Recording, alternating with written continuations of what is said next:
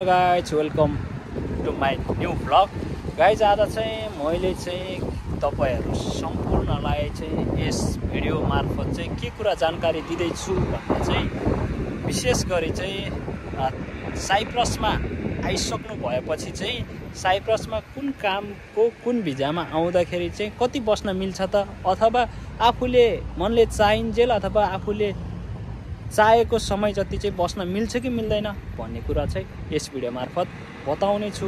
र मैले चाहिँ पालै पालो कुन भिजामा आउँदाखेरि कस्तो काम हुन्छ र कस्तो सिचुएसन आउँछ, कति वर्ष बस्न मिल्ने भन्ने कुरा चाहिँ यो भिडियोमा बताउने छु। सो तपाईहरुले चाहिँ भिडियोलाई स्किप नगरीसम्म अन्त्यसम्म हेर्दिनु होला, ताकि तपाईहरुले सम्पूर्ण कुरा चाहिँ त्यसपछि थाहा पाउने हुनेछ।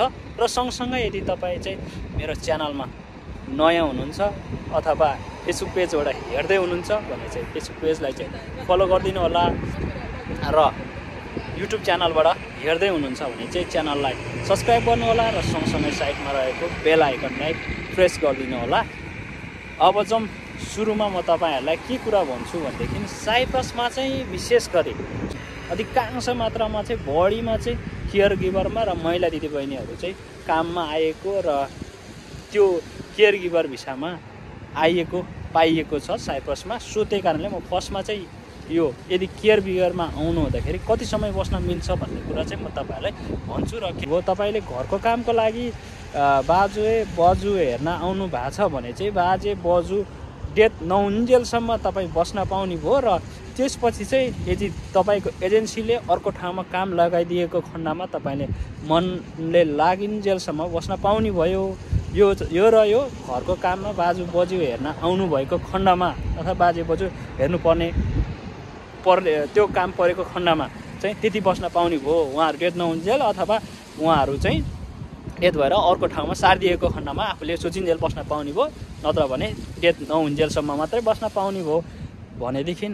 तर घरको काम घरको त्यो अफिसर उनीहरू चाहिँ अफिसमा जान्छ र आफू चाहिँ मान्छे राखेर काम लगाउँछ। तपाईहरुलाई घरको काम लगाउनु छ भने चाहिँ त्यस्तो खण्डमा चाहिँ के हुन्छ भने उनीहरूले चाहिन्जेलसम्म, तर कुनै बेलामा चाहिँ कुनै साउले चाहिँ उनीहरूको अफिसको काम हुन्छ, के हुन्छ, रिटायर हुन्छ, के हुन्छ, यस्तो लाइफ हुन्छ, सरकारी काम हुन्छ, उनीहरूले चाहिन्जेलसम्म राख्छ। र यदि तपाईले काम गरेको मन नपरेको खण्डमा चाहिँ तपाईलाई काम उसले कति समयको कन्ट्र्याक्ट छ त्यति समय मात्र दिन्छ, 2 वर्ष कति वर्ष भनेर ल्याएको सुरुमा। त्यो सकाएपछि चाहिँ यदि तपाईको काम मन परेको खण्डमा तपाईलाई लङ लास्टिङ अथवा उनीहरूको लङ लास्टिङ धेरै समयसम्म चाहिँ तपाईले सोचिन्जेलसम्म काम दिन्छ। र यदि हैन उसलाई काम तपाईको ठिक लागेन अथवा मान्छे ठिक लागेन, उनीहरूलाई चाहिएन भने चाहिँ उसले काम दिँदैन। त्यस्तो खण्डमा तपाईले फेरि सेम प्रोसेस अर्को एजेन्ट मार्फत तपाईले काम चेन्ज गर्नुपर्ने हुन्छ, अनि मात्रै तपाईले सोचिन्जेल बस्न पाउने हुन्छ। यसमा पनि भनेदेखि अर्को चाहिँ के हुन्छ भने बच्चाहरूको हेर्नको लागि आउने केयर गिभरको कामलाई चाहिँ अथवा उहाँहरूले चाहिँ कस्तो हुन्छ भनेदेखि मिनिमम आफूले सोचेको जति नै बस्न पाउँछ, किनकि बच्चाहरू हेर्न भन्ने कुरा चाहिँ उनीहरू ठुलो नभइन्जेलसम्म, जस्तै 7 वर्ष 8 वर्ष त्यति समय चाहिँ बस्न मिल्छ उहाँहरूलाई चाहिँ, किनभने जसरी हुन्छ मान्छे हेर्नुपर्ने हुन्छ। सो त्यही कारणले अलिकति झ्याउ चाहिँ हुन्छ यो काममा चाहिँ, उनीहरूले अलिक पछि समय राख्छ। यो रहेको थियो केयर गिभरको काममा आउँदाखेरि कति समय बस्न मिल्छ भन्ने कुरा भनेदेखि अर्को रह्यो यदि तपाईँ चाहिँ कम्पनीको रूपमा अहिले चाहिँ कस्तो छ भने साइप्रसमा बढी मात्रामा अब सिजनल कन्ट्री हो, फ्याट्टा कम्पनी खोल्छ, सानो दोकानहरू खोल्छ। त्यो दोकानमा चाहिँ नेपालीहरू छ्यास्छ्यास्ती अहिले भेट्न थालेको छ। र सँगसँगै के हुन्छ नेपालीलाई हायर गरेर ल्याएको हुन्छ र 700-800 दिएको हुन्छ स्यालेरी, अनि पछि अब अफ सिजन लाग्यो फ्याट्टा काम अन्त जाऊ अथवा रिलिज थमाइदिन्छ। यस्तो चाहिँ धेरैजनाको मैले भेटेको छ। सो तपाईहरु यस्तो काममा चाहिँ आउँदै हुनुहुन्छ भने चाहिँ यसलाई चाहिँ म फिक्स यति समय बस्न मिल्छ चाहिँ भन्न सकिनँ। यदि तपाईको त्यस्तो खण्डमा चाहिँ एजेन्टले चेन्ज चाहिँ काम गरिदिन्छ अथवा अन्त लगाइदिन्छ, तर के हुन्छ तपाईले काम चेन्ज गरेको बेलामा त्यहाँबाट रिलिज दिएर 2-3 महिना अर्को काम नपाइन्जेलसम्म तपाईले दुःख पाउँछ र त्यो पिरियडमा तपाईको कमाइ हुँदैन, पैसा हुँदैन। सो त्यही कारणले त्यस्तो काममा आउँदै हुनुहुन्छ, पसल दोकानहरूमा चाहिँ आउँदै हुनुहुन्छ भने चाहिँ तपाईले विचार गरेर स्यालेरी कति, के पैसा कति, समय कति, काम कति सम्पूर्ण सोधेर इन्टरभ्यू राम्रो गरेर आउनु होला। त्यहाँ पनि बस्न त मिल्छ, तर यसको कामको चाहिँ पुरा के भन्छ यति समय नै बस्न मिल्छ, यति नै काम दिन्छ भनेको हुँदैन। सुरुमा 2 वर्षको मात्रै कन्ट्र्याक्ट हुन्छ।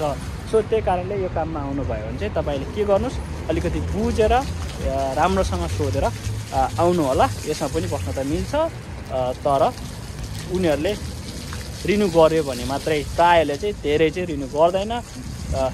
सो त्यही कारणले यसलाई चाहिँ बुझेर आउनु होला, किनकि मैले चाहिँ म्याक्सिमम यो काममा आउनेहरूलाई चाहिँ रिलिज दिएको अथवा आफूले चित्त नबुझेर अर्को काम साट्नुपर्ने अवस्था मैले देखेको छ। सो कतै कतै चाहिँ अन्त चाहिँ धेरै राम्रो पनि भएको हुनसक्छ यही काममा, किनभने मैले बुझेको चाहिँ यति नै हो। मैले नि सबै बुझेको जानेको सबै बुझेको त होइन साइप्रसको बारेमा। सो ठ्याक्कै अब किनभने सबै साउदीहरू सबै कामहरू ओनरहरू त्यस्तो हुनसक्छ। सो मैले चाहिँ यो चाहिँ रहेको थियो दोकानमा किराना जस्तोमा आएकोहरूको लागि यस्तो थियो भनेदेखि अर्को भिसामा आउनुहुने अरू बाँकी होटल लाइनमा, फ्याक्ट्रीमा, फेन्सीमा, सानसाना दोकानहरूमा र एग्रिकल्चरमा अरू अन्य भिसामा आउनुहुने उहाँहरूको चाहिँ के हुन्छ भनेदेखि साइप्रसमा आउनुहुने उहाँहरूको चाहिँ विशेष गरी चाहिँ यदि तपाईँको कम्पनी बन्द भइदिएन र तपाईँको ओनरले तपाईँलाई राम्रो मानिएको खण्डमा अथवा तपाईँको काम चित्त बुझेको खण्डमा चाहिँ तपाईँको भिसा 2 वर्षमा सक्ने हुन्छ म्याक्सिमम सबै भिसाको। त्यो भिसा सकेर चाहिँ रिन्यू गर्न मानेको खण्डमा चाहिँ यदि तपाईँले चाहिन्जेलसम्म अथवा तपाईँले मनले सोचिन्जेलसम्म चाहिँ साइप्रसमा चाहिँ काम गर्न अथवा बस्न पाइन्छ। यदि बोसले र ओके यदि देखिन्जेल चाहिँ sorry, no. You made vlog? Yeah, vlog. Ah, really? Yeah, really for the Nepal. So त्यही कारणले चाहिँ यदि तपाईँको बोसले चाहिँ एक्सेप्ट गरेको, यदि तपाईँको काम मन परेको खण्डमा चाहिँ के हुने भयो, तपाईँको भिजा रिन्यू भयो। यदि होइन भने चाहिँ यदि बोसले तपाईँको काम चित्त बुझेन, तपाईँलाई मन पर्दैन अथवा मन परे नि म यति भन्दा दिन्न, म अर्को मान्छे ल्याउँछु, तपाईँको स्यालेरी महँगो भयो अथवा तपाईँको चार्जहरू चाहिँ उसले चित्त बुझेन, यस्तो खण्डमा चाहिँ तपाईँको कति वर्षको लागि सुरुमा भिजा लगाएको थियो त्यति समय मात्रै बस्न मिल्छ।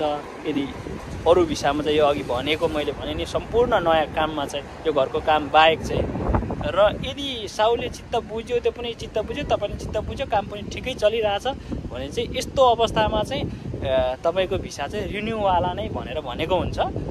तपाईँको अफर लेटर आउँदा सुरुमै, अनि त्यो अफर लेटरमा राम्रोसँग हेर्नुहोस्, कुनै चाहिँ रिन्यूवाला हुँदैन भनेको लेखेको हुँदैन। उसको कन्ट्याक्ट सकेपछि उसले एजेन्सीलाई जिम्मा दिन्छ, एजेन्सी चेन्ज गर्छ। त्यस्तो अवस्था काम चेन्ज गर्नुपर्दा चाहिँ अलिकति दुःख हुन्छ आफूलाई।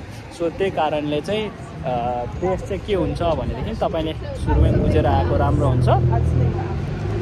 यदि तपाईँले भिडियो पुरै हेर्नुभएको भने चाहिँ म्याक्सिमम तपाईँले क्लियरली बुझ्नु भइहाल्यो होला।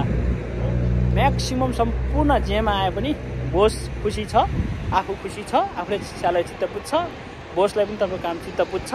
दुवै पक्षबाट चाहिँ भिसा रिन्यू गर्न चाहेको अथवा इच्छुक भएको अवस्थामा चाहिँ तपाईँले मनले चाहिन्जेल तपाईँ बस्न चाहेको समयभर चाहिँ बस्न पाउने भयो साइप्रसमा। सो आजको भिडियोमा चाहिँ मैले तपाईँहरूलाई यति नै बताएँ। सो यदि तपाईँहरूलाई आगामी दिनमा चाहिँ नयाँ साइप्रसबारे जानकारी यस्तो जानकारी चाहनुहुन्छ भने कमेन्ट गर्नुहोला, र सँगसँगै फेसबुक पेजबाट हेर्दै हुनुहुन्छ फेसबुक पेजलाई फलो गर्नुहोला, र युट्युब च्यानलबाट हेर्दै हुनुहुन्छ भने युट्युब च्यानललाई सब्सक्राइब गर्नुहोला, र सँगसँगै साइडमा रहेको बेल आइकनलाई प्रेस गर्नुहोला। हस् त धन्यवाद। आजको भिडियोलाई यति नै। Thank you so much for the watching. Have a nice day. Bye by.